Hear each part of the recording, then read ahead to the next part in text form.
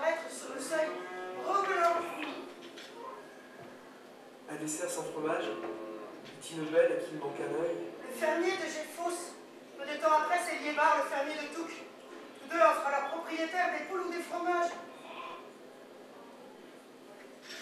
On n'imagine pas toutes les saletés qu'il peut y avoir dans le pain. Ils déjouent leurs astuces et ils s'en vont plein de considération pour moi. Mon père. Il se présente toujours à l'heure du déjeuner. Un oncle de Madame ou pas? Doigt de Dieu se fout partout. Ruiné par la crapule. Laissez-moi baiser vos colombes adorables. Vous en avez assez, monsieur de Grémanville? À une autre fois.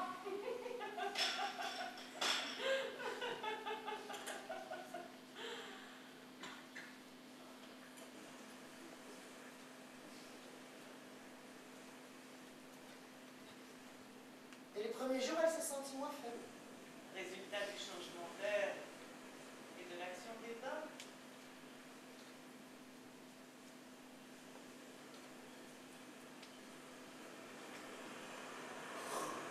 Je m'ennuie, je veux partir.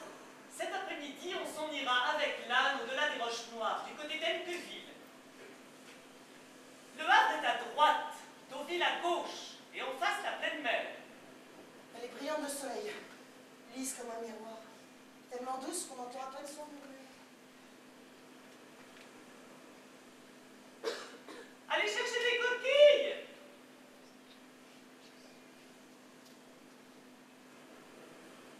J'ai retrouvé une sœur, Nastasie Barrette, femme de roux.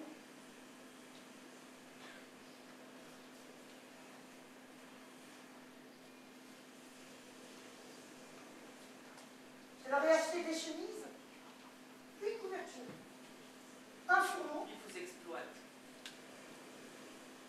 D'ailleurs, je n'aime pas les familiarités de votre neveu car il tutoie mon fils. Et comme Virginie est tous et que la saison n'est plus bonne, je retourne à mon évêque.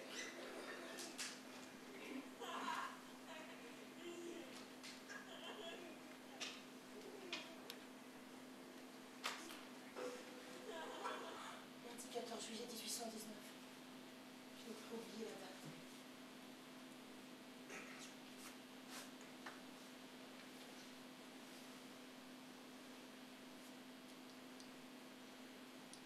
Il faut que je lui dise adieu encore une fois.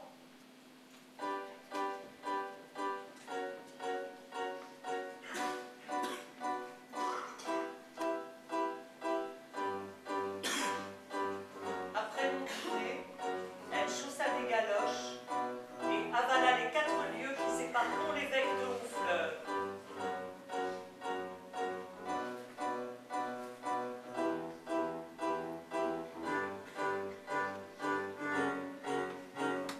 Quand elle fut devant le calvaire, au lieu de prendre à gauche, elle prit à droite.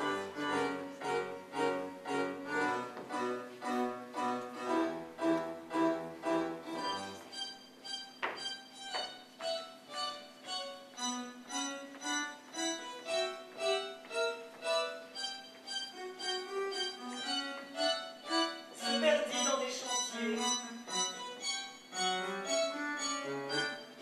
revint sur ses pas.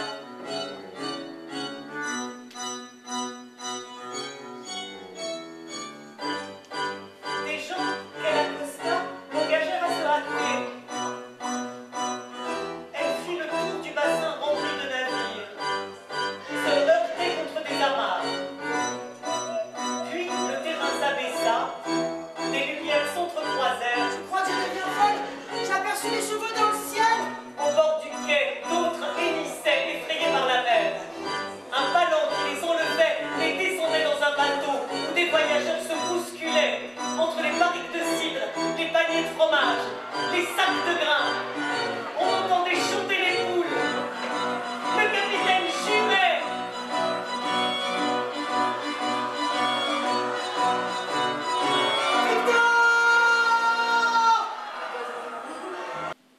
La Havane est un pays où l'on ne fait pas autre chose que de fumer à cause des cigares, et Victor circule parmi les nègres dans un nuage de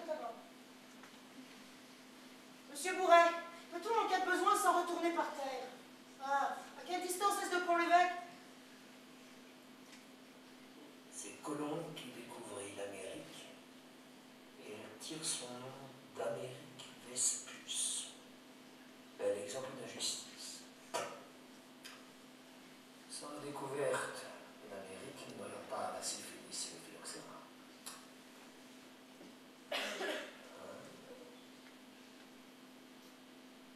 Voici.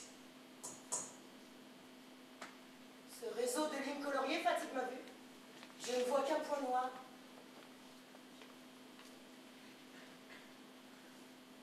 Dites-moi ce qui vous embarrasse. Je vous demande de me montrer la maison où demeure Victor. Je ne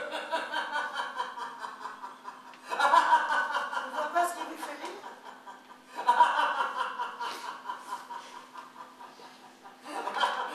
Peut-être vous attendiez-vous à voir jusqu'au portrait de votre neveu.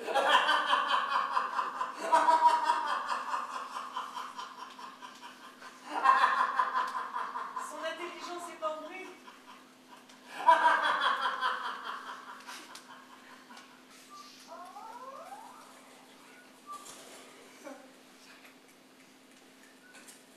Loulou est presque un fils, un amoureux. Quand des nuages s'amoncellent et que le tonnerre gronde, il pousse des cris, se rappelant peut-être les ondées de ses forêts natales.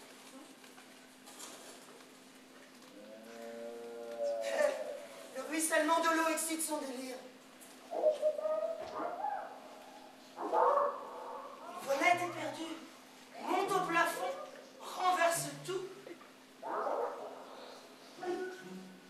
Et par la fenêtre va barboter dans le jardin. Elle revient vite sur un des chenets, sautillant pour sécher ses plumes.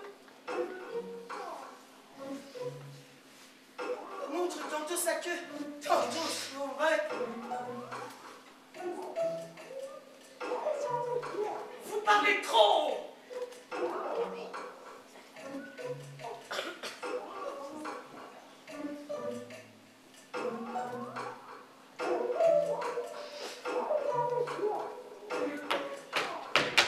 Même à l'église.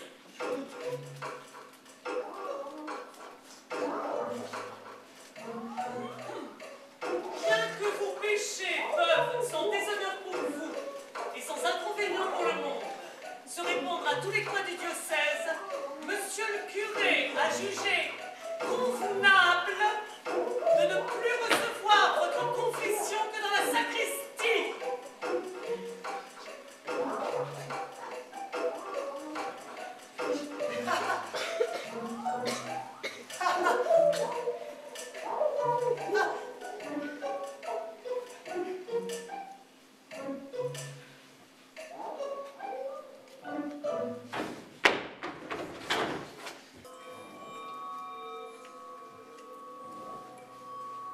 Assemblée, les chenettes des encensoirs, tel le bruit de sa chaîne.